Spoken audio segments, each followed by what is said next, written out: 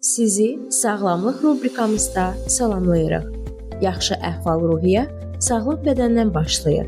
Mən Sona sizə kömək edəcək faydalı məsləhətləri bölüşəcəyəm. Müqəddəs kitab Qanunun təkrarı 8-ci fəsil 7 və 8-ci ayədə belə deyir: Çünki Allahınız Rəbb sizi gözəl torpağa, çay və gölləri olan, dərə və təpələrində bulaqlar çağlayan yerlərə aparır. O torpaq buğda, arpa, üzüm, əncir, nar, yağlı zeytun və bal getirir. Salam əziz dinləyicilərimiz. Bugün söhbətimiz Allahın bizə bəxş etdiyi dadlı və faydalı meyvələrdən biri moruq haqqında danışacağıq. Bu möcüzəvi meyvə həm sağlamlıq, həm də ruh halımız üçün böyük nemətdir. Bu kiçik, lakin güclü meyvə təkcə dadı ilə deyil, sağlamlığa olan təsiri və qədim tarixi ilə də seçilir. Moruğun tarixi 2000 ildən çox əvvələ gedir. Qədim Romalılar moruğu həm qida, həm də dərman kimi istifadə edirdilər. Latınca adı Rubus idaeus, yəni İda dağının moruğu deməkdir. Bu ad Yunan mifologiyasında yer alan İda dağından gəlir. Moruq orta əsrlərdə təkcə qida deyil, həm də təbii dərman vasitəsi kimi istifadə olunurdu. Xüsusilə rahib bağlarında yetişdirilir və çay formasında istifadə olunurdu. Avropada moruq becərilməsi 16-cı əsrdə geniş vüsət alıb. 18-ci əsrdə İngiltərədə moruq siropu artıq məşhurlaşmışdı və bu sirop təkcə öskürəyə yox, həm də ürək zəifliyinə qarşı məsləhət görülürdü. Hazırda isə dünya üzrə ən çox moruq Rusiya, Polşa və ABŞ-da yetişdirilir. Bildiyiniz kimi, hər bir meyvənin və tərəvəzin olduğu kimi, moruğun da müsbət və mənfi xüsusiyyətləri var. Gəlin onlara nəzər salaq. Birinci müsbət xüsusiyyəti ondan ibarətdir ki, moruğun antioksidant gücü yüksəkdir. Moruqda antosianinlər və ellat turşusu var.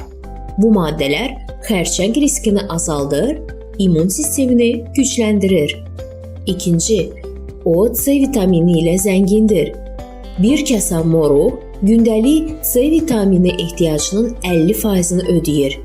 Dəri, sümüklər və toxumalar üçün çox vacibdir. 3. O liflə zəngindir. Moruq bağırsaqlar üçün əla vasitədir. Qəbzlik və həzm problemlərinin qarşısını alır. 4. O, qan şəkərini tənzimləyir. Aşağı glisemik indeksə malikdir və diabetiklər üçün təhlükəsiz hesab olunur. 5. O, dəri və yaşlanma əleyhinə təsir göstərir. Kollagen istehsalını dəstəkləyir və dərinin elastikliyini qoruyur. Və sonuncu, o, hamilə qadınlara faydalıdır. Xüsusilə moruq yarpağından hazırlanan çay doğuş əzələlərini gücləndirir və qadın sağlamlığını dəstəkləyir. Amma bununla yanaşı onun bir neçə mənfi xüsusiyyətləri də var. Gəlin onlara nəzər salaq. 1. Allergik reaksiyalar verə bilər.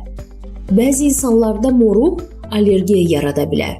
Qaşınma, səpki və ya nəfəs darlığı şəklində. 2. Onun turşuluq səviyyəsi yüksəkdir. Həssas mədəsi olanlarda qıcqırma və ya mədə yanmasına səbəb ola bilər. 3. Pestisid riski. Kommersiya məqsədi ilə becərilən moruqlarda pestisid qalığı ola bilər. Mütləq yaxşıca yuyulmalıdır. 4. Diabetiklər üçün miqdar çox vacibdir. Şəkər az da olsa, çox qəbul edildikdə qan şəkərində dəyişiklik yarada bilər. Və sonuncu, onun qan durulaşdırıcı təsiri var. Moruq bəzi təbii antioqulant xüsusiyyətlərinə malikdir. Əgər qan durulaşdırıcı dərman istifadə edilirsə, həkimlə məsləhətləşmək önəmlidir.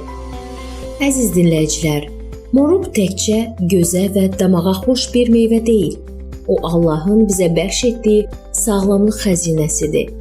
Onun tərkibindəki faydalı maddələr həm fiziki, həm də ruhani baxımdan bizi gücləndirir.